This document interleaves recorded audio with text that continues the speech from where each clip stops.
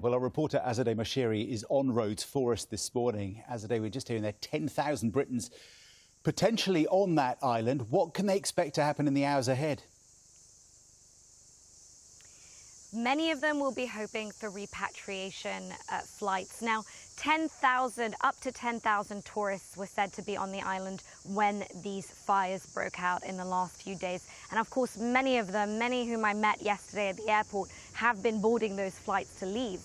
Hundreds have gotten back to the UK, reunited with their families after having gone through very difficult ordeals. But of course, many are also waiting to get on flights today. Now, the Foreign Office hasn't told Brits to stay away.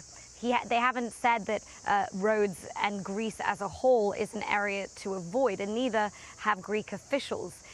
And that's because a lot of these fires, it's really important to say, are localized. They're mainly in the south, in villages like Masari, which you'll see bulldozers behind me because they were creating fire breaks as the fire from the hills behind me got here. So it's very much an active situation.